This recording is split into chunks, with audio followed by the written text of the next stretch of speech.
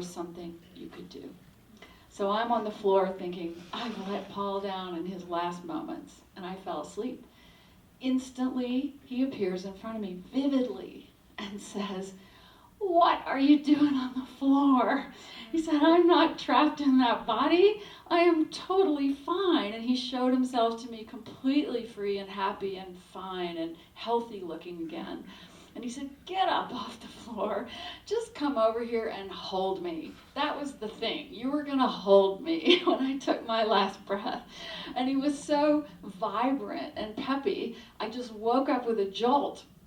I went, wow. And I got everybody out of the room, and I said, I'm missing the point here. Get everybody leave. And I got his mother on one side of him and me on the other. Trust me, his breathing had not changed from that coma breathing for more than 24 hours. But suddenly, when his mother was on one side and I was on the other, and we were both rubbing him and going, "We love you and we release you. We set you free to fly out in that beautiful summer rainstorm." He took one beautiful, peaceful breath. I'll never forget it. And his soul so beautifully and gracefully slipped past his mother and I and out the window, and we both saw and felt it. And we both looked at each other and went, "Oh my God, that was the most beautiful thing." And we started crying and laughing from joy and started going, "Did you see that? Oh my God." And we walked over to the window and we were going, "He's out there, he's free." And we looked back at his body and we knew there was no one there. You could feel it in every cell of your body. And his mother and I just held each other, and we were not sad. But then we had to go out in the hall and tell all of our friends. And we opened the door and walked out, and we were going, "It was amazing. It was so beautiful." And they hit the wall of grief and just fell into terrible grief and pain. And his mother and I walked around comforting them.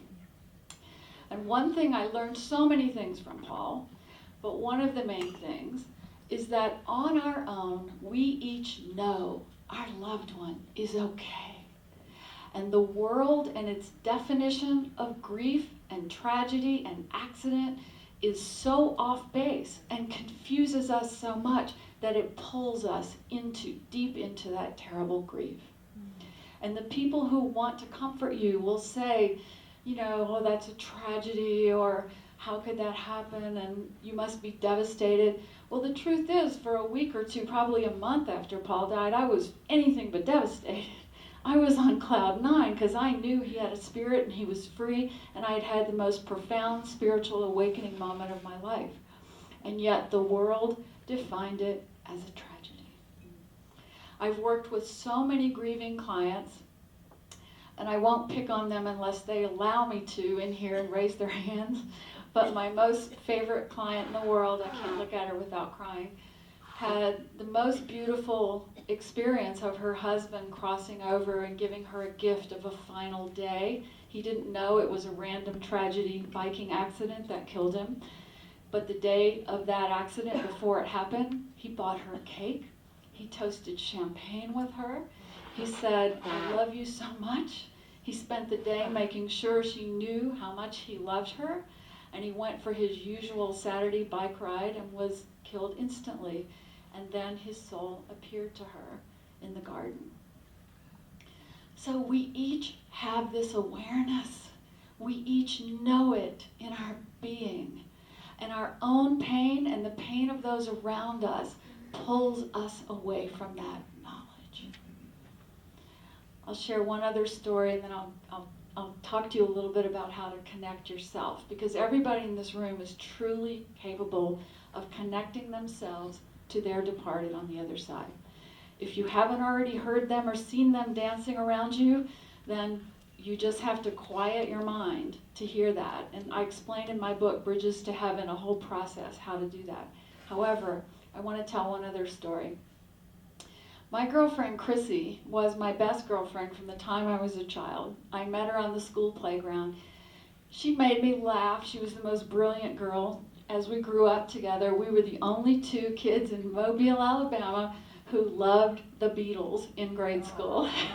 Everybody else thought we were weird, and Chrissy and I knew the Beatles were it. And We couldn't wait to get out of the South as soon as we turned 18 and have amazing lives and break away from all the conventional, horrible stuff of growing up in the South. So Chrissy always teased me. She always pushed me. She always asked me the hard questions that made me question myself in a way that made me laugh but open up to new ideas. She was one of the first women accepted into Georgetown University in 1969 when they were just opening their doors to women. That's how brilliant she was. I always wondered why she liked me because I was not the brilliant kid in school. Trust me on that. To this day, I can't take a multiple choice exam because I think every answer could be right. My left brain doesn't function very well. I'm way overbalanced in the right brain area. But Chrissy had both brains, both sides of the brain. She was intuitive and sensitive and funny and gifted and incredibly brilliant. So as we grew through our years together in our 20s, we were always in touch, and she was now getting a PhD in botany in California. And so guess who was the first man she fell in love with and was going to marry? A man named Paul Frederick. In Georgetown University, she met another student named Paul Frederick. I am not going to cry because I am not upset about this story, but it still blows my mind. So she met a man named Paul Frederick, fell deeply in love with him, and he broke her heart right before the wedding. He walked out. And she was devastated.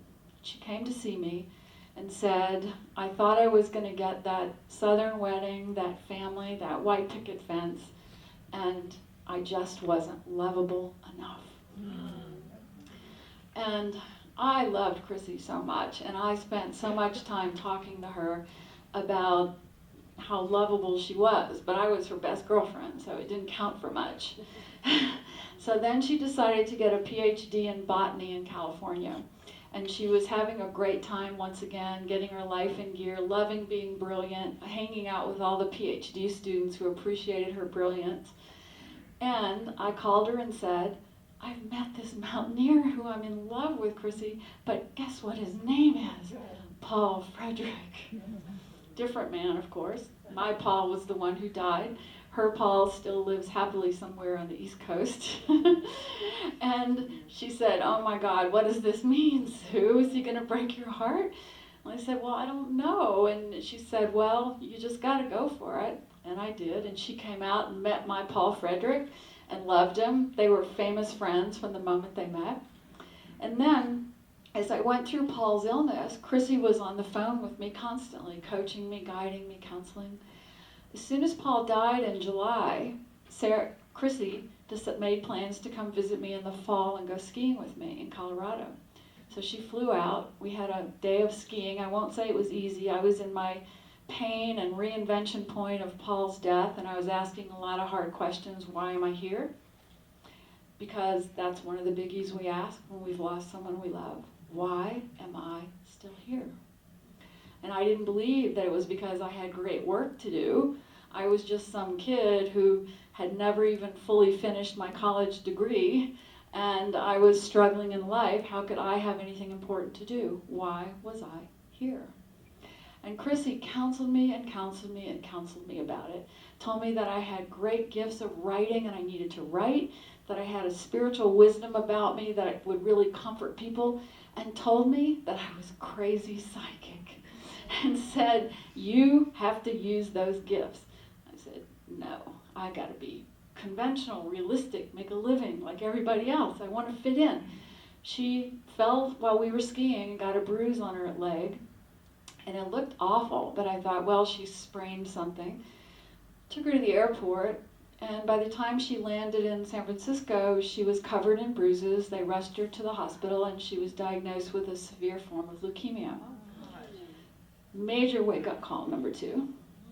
Because now, here I was, grieving for Paul, and suddenly my lifelong girlfriend was dying from cancer. Once again, we're going to heal this. I don't learn my lessons very quickly. And we launched, and she and her father made heavens open and got her into the Fred Hutchinson, all of that medical stuff. And I, meanwhile, was looking into alternatives for her, and we were doing the whole gamut of it.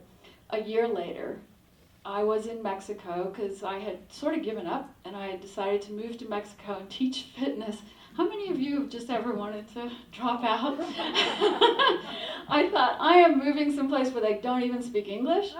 And at that time I didn't speak Spanish. And I am going to go there and be anonymous and not have a story to tell anybody and scuba dive and teach fitness in English, which I did. I taught at a resort and taught fitness. Didn't want to be me anymore. So one night I'm out of touch in phones because back then, in the early 80s, you couldn't make a phone call to Mexico. You had to call an operator who put a call in, and then they called you. It was before elephants were invented, I swear. It was horrible. So we had a visit in a few months before on the beach where I'd seen her after her bone marrow transplant. She was supposedly in remission. And as we talked on the beach, I felt absolutely in my gut I would never see her again.